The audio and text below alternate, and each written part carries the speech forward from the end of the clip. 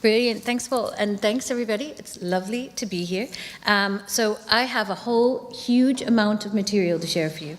And there's only half an hour. So what I'm going to do is leave all the slides with Paul. So if I hit something really, really quickly and you think, why didn't she tell me about that in more detail? Paul will have it and I can follow up with you. I'm only in Dublin and I travel around. So if anybody wants to talk more on any point raised and you think I sped by it, don't worry about it. So I want to, so very quickly, so I'm Chair of Creative Technology Innovation at UCD. That means I work across all of the faculties with 68 of the full professors who work with any kind of technology to achieve real social change.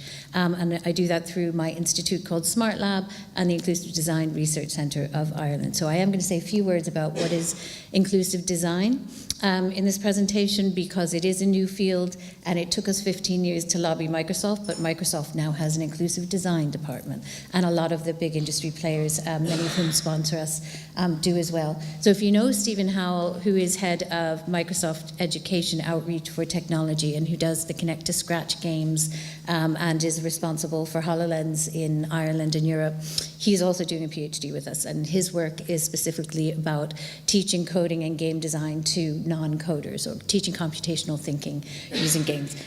So I'm going to jump in. There's a huge amount I want to share with you, but I'm mainly going to be talking about the games and the scenarios that we design in virtual worlds and virtual reality. And so just before I start, and somebody would just shout at me when my time's up and I'll just stop.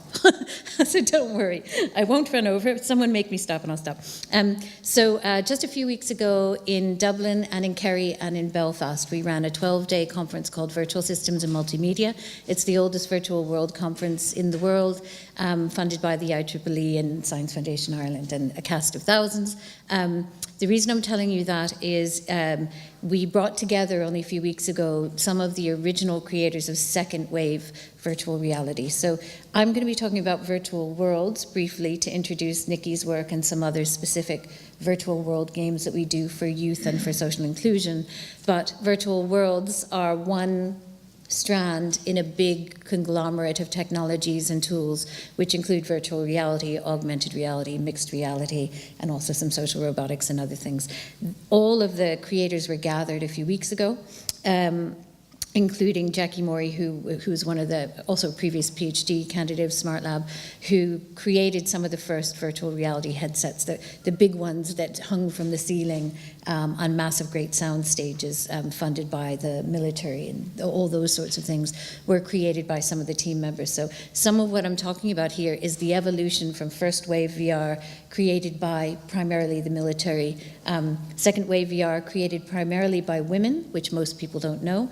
The majority of developers in second wave in the 80s and 90s were women, and were doing experiential design for social good in art and in technology. So if you want to hear about that, we've got a whole separate hour-long presentation about that, but it's useful to bear that in mind before I start talking, because now we're in what's called third wave VR, where anybody can buy any gadget and it already includes a 360 camera, and therefore you don't need to know about how the technology, the hardware, software came to be developed. And in my own view and in my experience over 30 years in this field, that comes with dangers and risks as well as affordances. So that's partly what we're going to talk about. So jumping right in really quickly, I'm talking mainly about empathy and presence in games for change, and it's the concept of paying it forward for Generation Touch. So really, really quickly at the speed of light and with respect for the lovely Ellen, I'm going to jump over her. And how many of you know about wearable technology? Sorry, that's another topic. Yeah. Let me fast forward. If you want a funny spin on wearable technology, I'll show you this clip later, but I really just want to introduce, and I didn't have time to edit this video, so pardon me, but I introduce what I call Generation Touch, which is simply that every kid now thinks, every little guy thinks that you can touch anything, including a person's face, and just move your fingers and it will expand for you. And this is interesting, and it's true and it's dangerous. My little guy does it, so What are you doing? No, that one. You're trying to make them play? That one. They're not playing. They're not playing? It's a laptop, guys.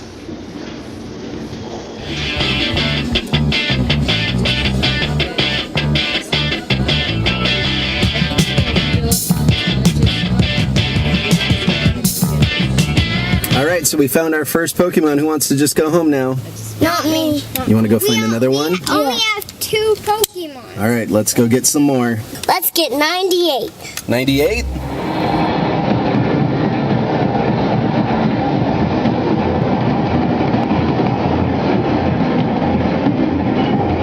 Are you ready? No. Wait, what just happened? It just like froze. It's go time. Okay.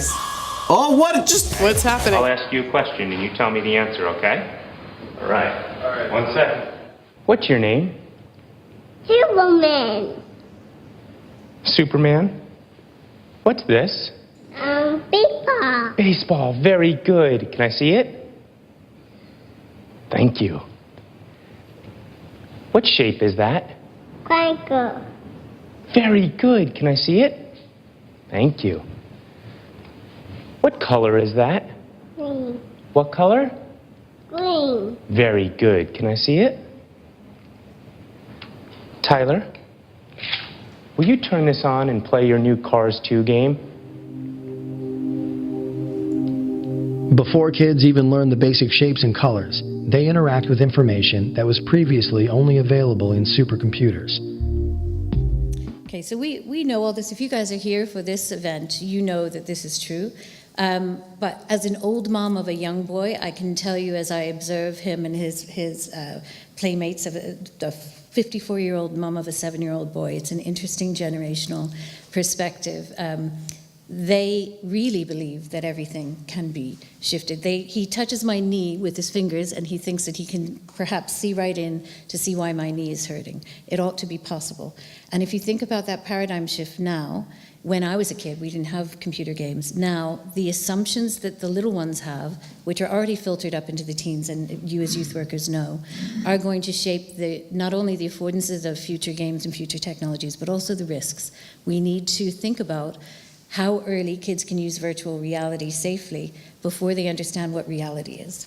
And this is something that I'm looking at in these, so I won't dwell on it. There's about 8 slides here created by my colleague, Dr. Alison Williams, who's an architect, and her specialism is creating the lexicon, the visuospatial grammar of creative places. I'll send this to anybody who's interested because it's a whole other talk we just did for the Wellcome Trust. They're thinking about creating some new paradigms of well-making spaces for hospitals and for youth work. So I brought these slides in case they're useful to you. In terms of creating your own creative footprint for a creative lab. And I'm telling you this because Smart Lab has just won a pile of millions, and we're setting up 42 creative labs around the world. We're selecting the spaces, and they have to be aimed at youth or communities in need. So we may be talking about this later in case you want to set one up. But there's a lexicon. There needs to be a bazaar, a public space, a plaza, a neighborhood, and everything has to be structured by the inclusive design dynamic. So in this example, for instance, in Edinburgh, because Alison has Parkinson's now, we're dealing with the Parkinson's community there and building art creative spaces that are also virtual and game-based for the Parkinson's community. The key being, it has to be led by a person with Parkinson's or it has no credence, just as if you're working with youth or kids or people with cerebral palsy or whatever you're doing. It's got to be led by the community. The design challenge has to come from the community, and at every step of the way the community must be involved, including in the feedback loop and results, so that no one is treated as a guinea pig in the process. Okay, so I'm going to skip over some of the early European Commission models because there's a lot of money floating around in Europe, I'm sure you know, and we've just won another big piece of that money and want to share it as fully as possible. But really quickly, before I move on to some examples, so I just wanted to explain what inclusive design is, because it is a new term and it's only just coming into the academic lexicon of interdisciplinary domains. So our tagline for inclusive design is one size fits one. There is no such thing as one size fits all in terms of built environment, curriculum, gadgets, tools, software, clothing, wearables, or anything else. And that means that social impact is measured by real experiences of users and or patients who design their own solutions to the problems they face.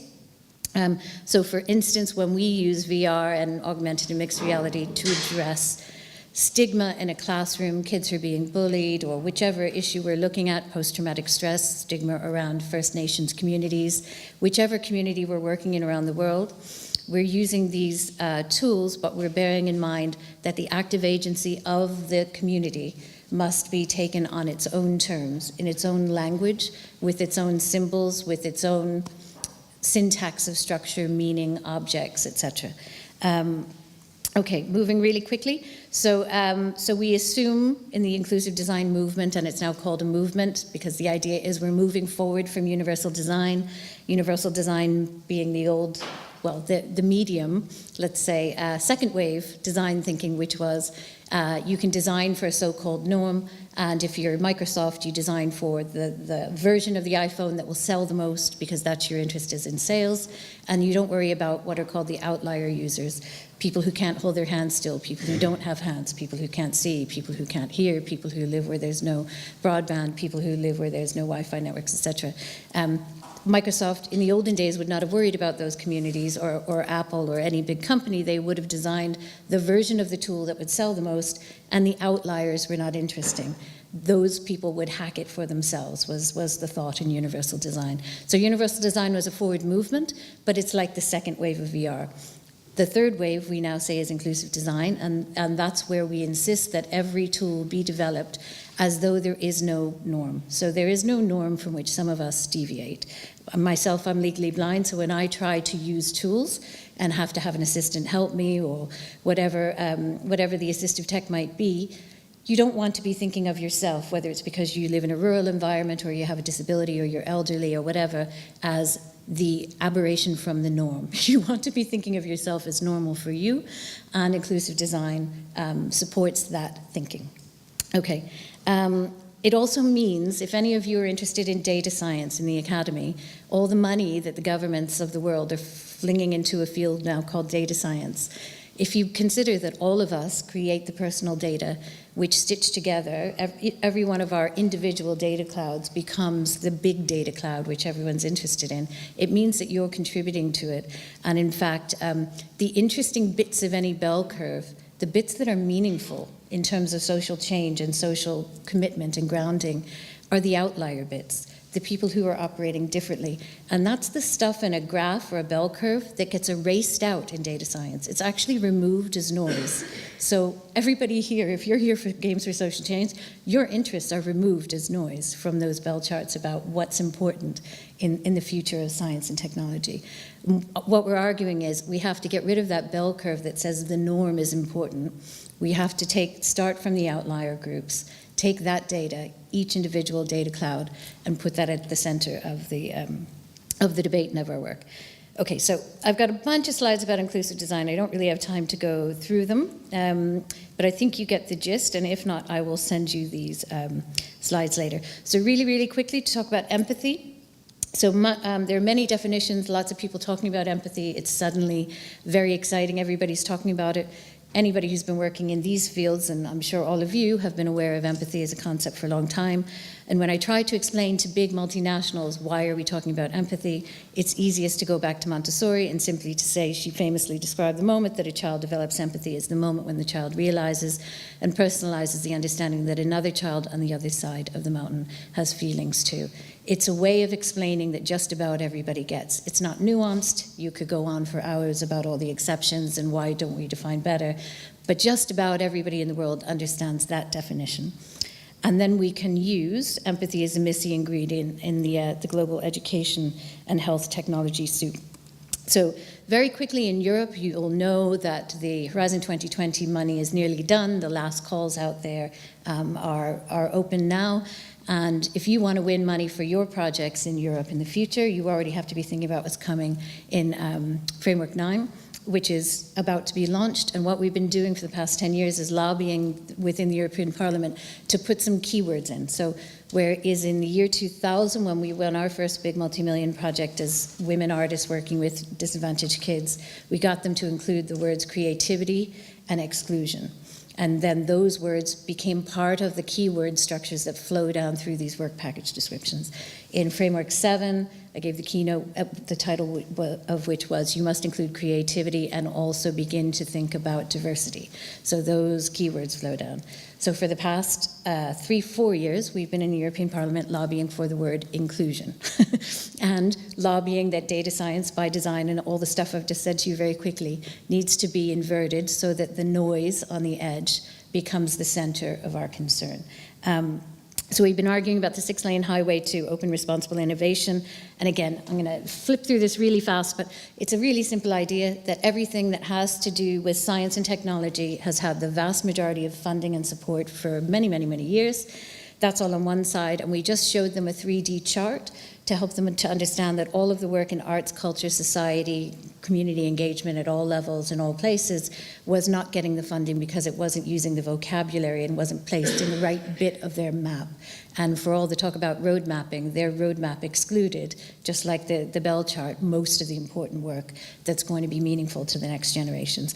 So we've given them loads of versions of this. I send them through every couple of weeks as a cheerful, chatty conversation, just saying, well, what about some byroads that look like this? What if they're called gender inclusion? What if they're called youth work? What if they're called whatever? And it almost doesn't matter what you fill in there. It just gets them thinking constantly, oh yeah, we are ignoring all of that, aren't we? Why don't we think about that? So all of that informs the kinds of games I want to look at. So we think of games and VR and AR and mixed reality as all parts of an ecosystem and as tools that are just scaffolding around a project that matters, a person, a community, an issue that matters. Mobile technologies have disrupted a lot of the old thinking, certainly in funding bodies, but in the real world as well. And we're also asking, what is impact? So not only, you know, if you're applying for money for your games or for your organizations, it's usually those last few lines on an application where you make up something, not knowing what they really want from you, and everybody you ask says, oh, it doesn't matter, it's only worth 2 points. You know, that's the way people view impact. In fact, impact is what it's all about. And again, we're saying, don't think of impact as the last 2 lines where you have to guess what somebody wants you to say. Think of impact as the core of everything that we're doing and define it in terms of your community in a one-size-fits-one model. So social media impact is not meaningful in the way that it's been used in these funding bodies so far, but it can be very meaningful if we invert the model. And I won't go on about scientific publication metrics. That's another rant for another time. So quickly before my examples, you're probably aware of peer-to-peer platforms. You're probably aware that collective awareness platforms is what certainly the European Commission is very interested in funding at the moment. They finally understand that Skype is a collective awareness platform, that they didn't need to fund 9 research labs across Europe with many, many millions in order to come up with a collective awareness platform. They had one already. So they're getting that the open source movement and even the multinational technologies that everyone's using in a ubiquitous way are collective awareness platforms. So Skype for Good, the head of that team in Redmond, USA, is now doing a PhD with us. The topic is crowdsourcing vision for the blind using Skype. So that's a collective awareness platform. We have another one for our safety net charity for women, which is crowdsourcing YouTube to help find missing children, right? So these tools exist. Everyone's using them anyway. We don't need to pay to create massive supercomputers all over the world. But just like in the olden days when the guys who broke away from NASA wanted to look for UFOs and they created the SETI project, and then Bruce Damer and that gang, as part of his PhD with us, they created SETI at Home, which was just a way of convincing everybody to let them use their computer power when they're sleeping to create a collective, community-based supercomputer to map the skies for UFOs, right? So the collective awareness platform is a funding thread in Europe now. And what I'm saying here, if you're not following me, is for community groups, for anybody who's here for Games for Change, that's the strand where you'll find the most open reception to a really cool project that starts with some community need, youth work, women's issues, whatever you're working on. Those are the guys, and those guys, literally the heads of the DG, used to be the project managers for projects that many of us have been involved in. So even as humans, they understand the debates. They've been having this conversation for a long time. So I suggest you go there. Okay, so really quickly, this is a question that Jackie Morey and I have been asking for years. She's the woman from Los Angeles who, first woman from Disney Animation, first woman from Rhythm and Hues, invented some of the first VR headsets, and now does augmented reality for social change, augmented traveler apps, and here in Ireland, she's very interested in spirituality and the holy wells of Ireland, and the sacred sites and the women's symbology of Ireland. So we're doing AR tourism apps, almost like Pokemon, but to get people off the bus, to look at things that matter, to come to this castle, for instance, and then to talk to people about it. But so her question is, as mine, do VR tools help to encourage empathy, or do they remove and isolate us further? And of course, there's no one answer, and I'm going to flip through these slides, but we've got about 100 projects running currently for a bunch of journals we're doing with MIT that are all looking at perspective, gesture, impact, and various different versions of VR, AR, etc. I wanted to show this one example because if anybody does work with Aboriginal groups or any kind of group with its own identity, and you can define that as loosely as you like, this particular project to me gets to like the plumb line of what this work is about and how you can find it and find a motivation or a plumb line for the game that you want to create. And this is Martha Ladley. Some of you might know she's a professor in Canada. She's also on our faculty here. She was Peter Gabriel's right-hand woman at Real World for many years. She's Martha of Martha and the Muffins, Echo Beach, if you know that music as well. So Martha, bit of a genius in her own right, she is doing this project using VR with Aboriginal elders. And what you see here, I don't have time to describe the project in full, but you see an elder Aboriginal gentleman wearing a VR headset. What you don't see is what he's seeing. And what he's seeing in VR is the first moment that white people invaded his community. So in effect, he's seeing in a virtual world the moment when his real world ceased to become the same world and became something else. And if you just think about all the iterations, all the psychological tripping, I don't know another word, but the psychological trip that would be, and then to see it in VR when you're not familiar with what VR is, and then to think about, well, how can these tools be helpful? Also, where are they dangerous? How do we define the ethics of VR and virtual worlds so that we keep people safe, keep their understanding safe, monitor disruption, monitor emotional stress, etc., as well as use them for emotional stress. Again, we have 40 postdocs and 25 PhDs all working on autism at the moment, VR and AR and other tools for autism and Asperger's, and using empathy and divided. These tools help you to understand perspective. So in this example, a teacher can use the VR headset to see if a teacher has 33 kids in a class, one of whom is severely autistic, 32 supposedly neurotypical kids of varieties, and she's trying to keep control of the classroom and make sure everybody learns something. It's hard for her to balance that, and it's hard for the kids to understand why her attention is divided, and it's hard for every individual kid in the class to understand. But the VR and AR apps can be used constructively to help everybody see from someone else's perspective. And there's hundreds of examples of this. I'm sure you've worked in this kind of stuff as well. So, okay, so I'm not going to go on about a lot of this. I'm going to give you just 4 or 5 examples, including a couple from How To, which is Nikki Herbinson's work. First, though, to set the scene, so what Smart Lab does is try to create big picture scenarios under which many, many projects could sit so that we can almost keep everybody safe, like curate an arc. We've been described as the arc. Just taking people to somewhere safe where they can explore and ask the questions that usually don't get asked in the way that they usually don't get asked. It's rare for us to find another project that has a similar scale, but we found one in Europe at the European Parliament 4 years ago. We launched a women's leadership program and a youth leadership program for the European Commission, blah, blah. And Buzz Aldrin, astronaut, was there, one of the first guys on the moon, talking about perspective and whose image was there when they walked onto the moon. And then Mae Jemison, who's I don't know if you can see it, but the woman in the frame, if you can see her, is Dr. Mae Jemison. She's the first African-American woman to have gone into space. Amazing woman with amazing perspective. And we're delighted that Smart Lab is now part of her team. So Mae's project is called 100-Year Starship. And you could all be part of 100-Year Starship. So 100-Year Starship is like the Ark. It's an imagined spaceship, which probably will never be real. Maybe it will. We don't really care. But it's a concept. It's if humanity had to leave Earth, Who do we need on board? What do we need on board? And so far, there are thousands of us working on this project. So Smart Lab is one of the teams in Team Empathy. What kind of people with what kind of values, with what kind of neurodiverse ways of thinking? We need some synesthetes, people who can hear and smell and taste differently, and for whom sensory perception is quite different. That might be useful in another environment. We need people at all points of any kind of spectrum and with all kinds of different abilities and superpowers, as I like to call them. But they're also looking at, like, what kind of goat do you need with what kind of hair that grows fastest and regenerates quickest to make more clothing when you're in space, or what kind of, so they've got like the vast majority of humanity, animal kind, plant, flora, et cetera, et cetera. I put that out there because they're looking for projects, real world projects, and you guys might well have some of them. If you have an idea, it doesn't matter how specific to where you are. If it gets to that question of what's the essence of human value that we want to carry forward, then that's a 100-year Starship project.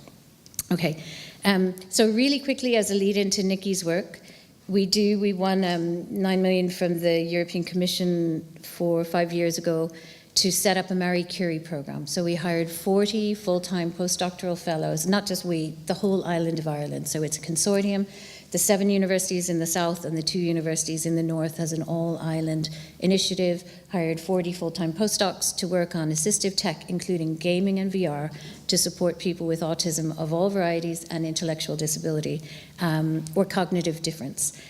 So they've been working for 3 or 4 years, and the interesting thing is, even though many of them started off saying, I'll work with eye-gaze control, or I'll work with brain control interfaces, or I'll work with VR, what they're all coming up with, their results, are really interestingly clustered around the impact of light, direction, sound, scent, and taste.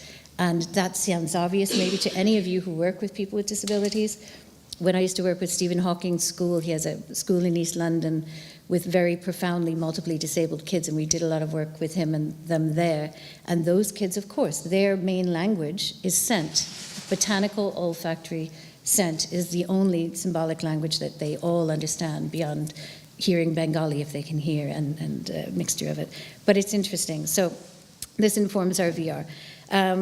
Okay, so moving on. These are just the teams, some of our tools, virtual worlds with SSR. I'll give some examples now.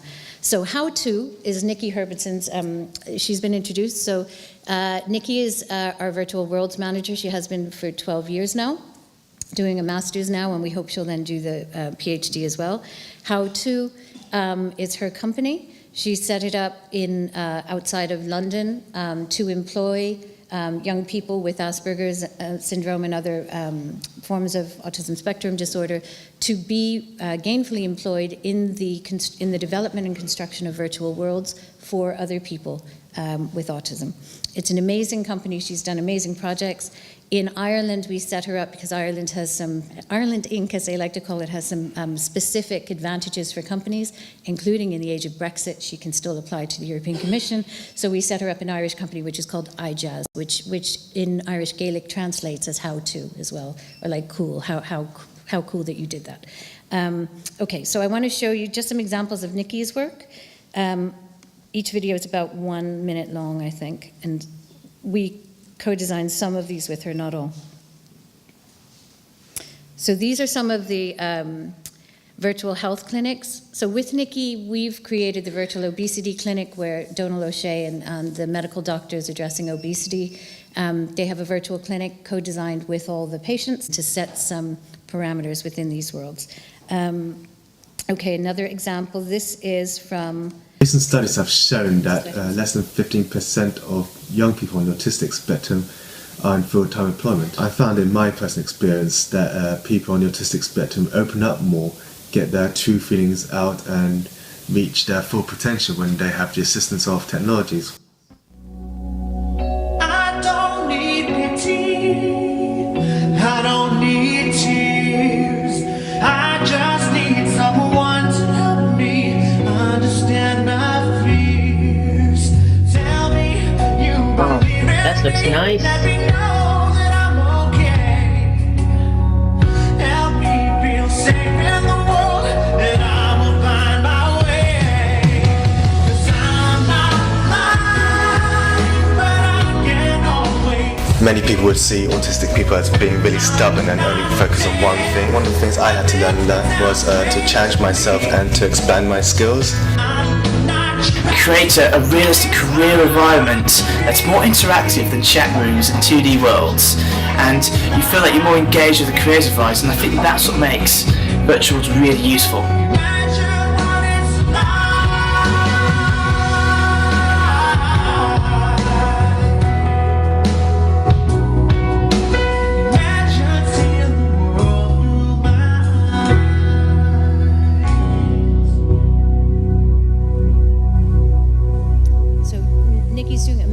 Those of you who've met her will know, and she does fantastic workshops as well on all this kind of work. I want to show you really quickly, we did a project with through Smart Lab, but we commissioned Nikki to help build us another world, which was released in the school system here in Ireland.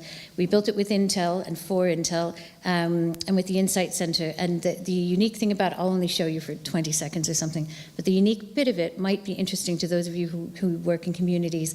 What we did was hack into an open source virtual world, what's called an SSR feed, which is Social Search Recommender System feed. So that's like if you're buying something on Amazon and you bought a dress before, it will pop up and it'll say, if you liked that dress, you might like this one. Or other people who bought that book also bought this one. So it's recommending by mining your data and mining what you've done before in previous behavior, what it's recommending for you. So we hacked in an SSR feed to a collaborative learning environment so that we could see whether people follow this advice in real time as they were doing a live experiment. So in this case, it was you had to design an eco-friendly home. You were given a virtual world. I'll just play it very quickly, just to give you an example. But it was interesting. So in this case, we were, I'll just show you the visuals. You don't need the rest. So basically, these kids with their teachers watching, and their teachers watching the data stream, were being judged on. Their grade was not based on how well they designed their eco-friendly home or how well it looked or how well they followed instructions. It was about how well they collaborated. And to collaborate, they had to multitask and not only design the world and think about both the cost and the eco rating of the gadgets that they bought for their eco home, but they also had to give advice to other people, and they did that through the SSR feed. And what we found, interestingly, and not surprisingly for those of you who work in this field, is that a lot of them were sharing all kinds of other information that was helping them bond as a group that had nothing to do with the task, but things like other guys with autism are hanging out over there, or other guys who prefer not to blah, blah, blah, or the gals who don't like to so-and-so are over there. So they were directing themselves into rooms based on additional social information, and then the collaboration was operating in that way, and that had never been visible to the teachers before in that very explicit way. Okay, I'm going to fast forward because I know you have to go. This is a different project, but it was just on in RTE, and I missed it because I just flew in from Cambridge just now. But I want to introduce you and to just two other projects very quickly. So I think this clip is only about 30 seconds long. So for those of you interested in technology beyond gaming, there's a lot of interesting uses of drones as assistive tech tools now. So we're using them as buddies for kids who are being bullied, buddies for kids with autism, buddies for blind kids, like seeing eye drones. There's lots of assistive tech applications which are not just about ability and disability, but about inclusion. And we developed some for our friend here, Parik, which I'll just show you. In a second, we're going to put that headset on, and through the headset, he'll be able to see what the drone is recording and showing to him live. But Parik can also, through his head movements and through his eye movements, he can control the way that the drone is flying. So he can go up and down, left and right, and basically explore the countryside around him. Yeah. There you go. Yeah, let's go do it. Parik, are you ready? So the drone goes up, okay? So. Wow. Oh, look at this. So I can turn it down. Good It man. doesn't matter what we're saying here, and we also use brain control for this. But so Parik is somebody who was hit by a car. He was left for dead. Half his skull was removed. And he's now able to fly a drone, both Really with eye control and now with a brain control sensor with a wearable device that we're building with his dad and this charity. But also he can control games, which are a way to communicate take a bit more control so there's an enormous range of stuff that people can do with really cheap. These tools are increasingly cheap.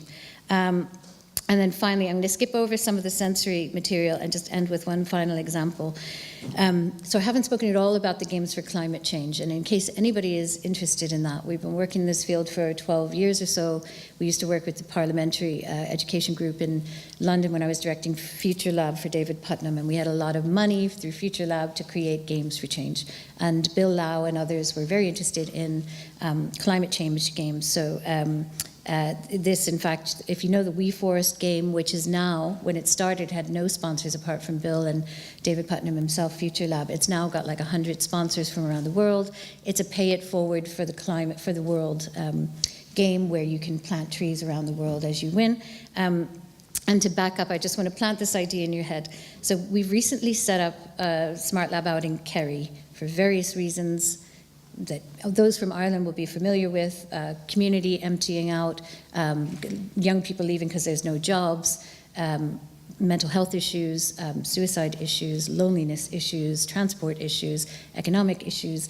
And so our solution was, well, what if we set up a lab, and one of our VR labs, and we give them loads of gear, and we teach everybody how to use it, and then we make it free, and then we use it as a community hub where people can learn some skills to keep going.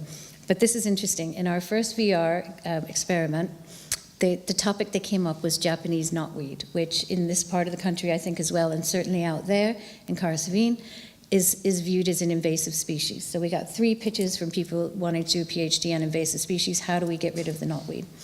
Then we brought in a climate scientist from New York who's on our team, and she said, for God's sake, don't think of knotweed as an invasive species problem. Think of it as a solution in the sense of 100-year starship, because for those like myself who have Lyme's disease, the main cure, if you can't take pharmaceuticals, is derived from Japanese knotweed.